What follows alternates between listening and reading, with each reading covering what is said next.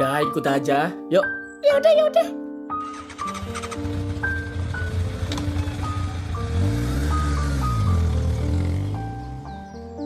Terus lu kemana aja selama ini? Sampai-sampai lu nggak tahu kalau adek lu meninggal? Saya baru keluar dari penjara, Pak. Astagfirullahaladzim. Pantas kalau gitu si Jalil nggak mau cerita. Mungkin dia nggak mau buka aib kakaknya sendiri. Mohon Pak, kenapa lu bisa di penjara, El? Saya maling cangcut, Pak. Astaga, bikin malu aja lu. Hah, gue udah curiga dari awal. Perasaan gue juga nggak enak. Dari tadi jantung berdebar nggak karuan. Tapi pas gue lihat itu kuburan, astagfirullah, kuburannya Pak Jalil kebongkar.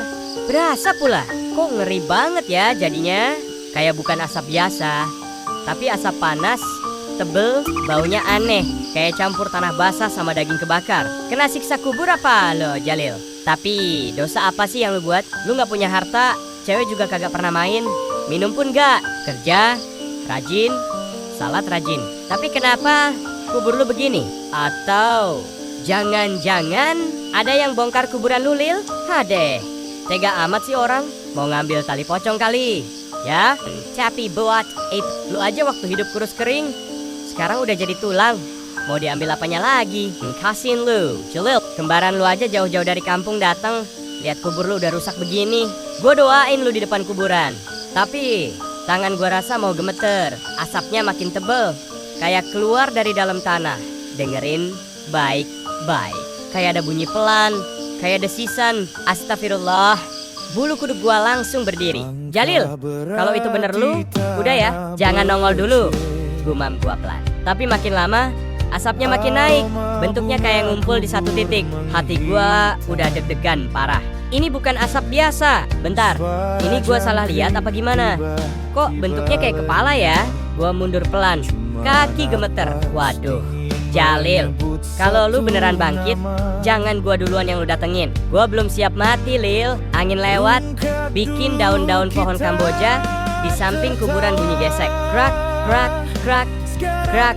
Suasana makin mencekam. Rokok di tangan gua habis, tapi gue gak berani nyalain lagi. Asap di kuburan itu malah kayak ngikut arah gue jalan. Wah, ini fix. Gue harus cabut dari sini. Ngeri banget rasanya. Kayak ada yang ngeliatin dari bawah tanah.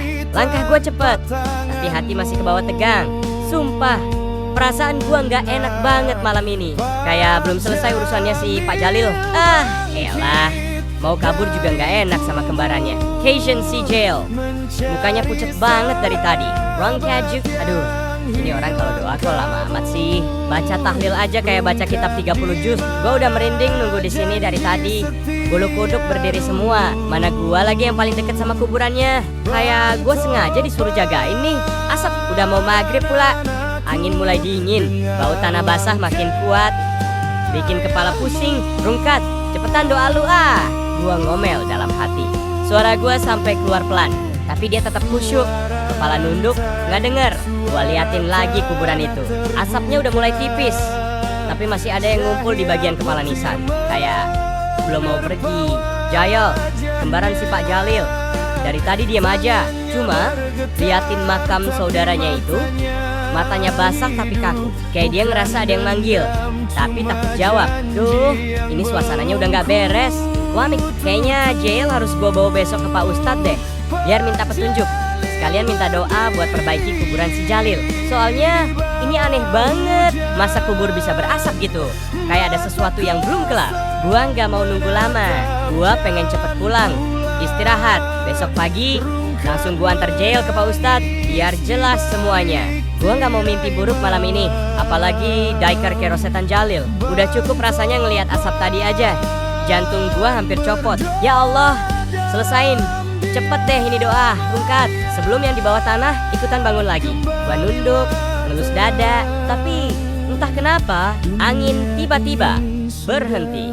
Sunyi, dan dari arah nisan kedengeran suara kecil banget, kayak bisikan. Dang, gua langsung tegak. Rungkat masih baca doa, Jail masih nunduk. Cuma gua yang denger. Astagfirullah. Jangan bilang itu Jalil. Lanjutan.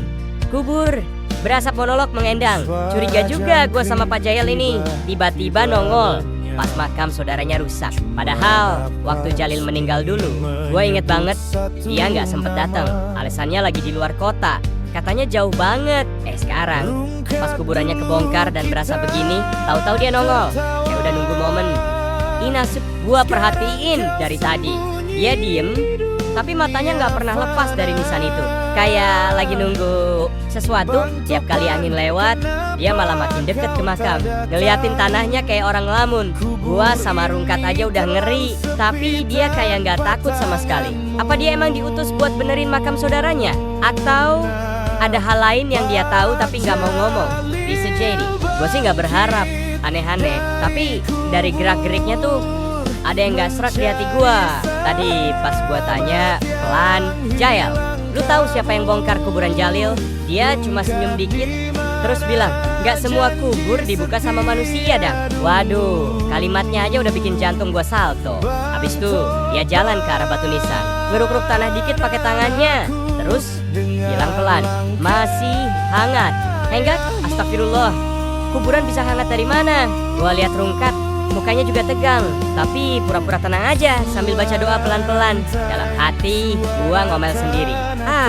Elah, ini semua udah nggak bener. Kalau Jael beneran diutus buat perbaiki kubur, gua doain cepet kelar deh, biar gua nggak perlu balik kemari lagi. Gua nggak berharap jadi bagian dari urusan begini. Gua cuma tukang warung yang kebetulan lewat, bukan pemburu hantu, bukan juga orang sakti.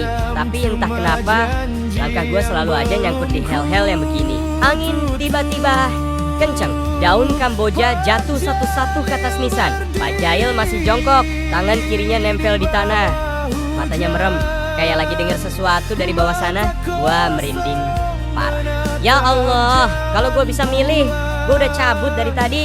Tapi entah kenapa kaki gue gak bisa jalan. Kayak ada yang nyuruh gue diem dulu, nonton apa yang bakal terjadi. Jangan suruh gue bantuin nanti malam beresin kuburan ini ya. Beneran deh, gue bukan malas, tapi gue takut. Dari tadi aja bulu kuduk berdiri mulu. Angin dingin nyelekit sampai tulang. Kayak tiap hembusan bawa bisikan dari dalam tanah.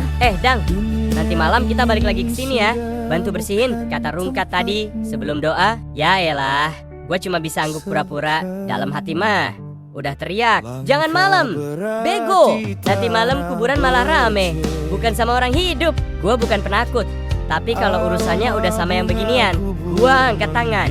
Tadi aja pas kuburannya berasap, gue hampir lari duluan. Mana sekarang disuruh beresin malam-malam?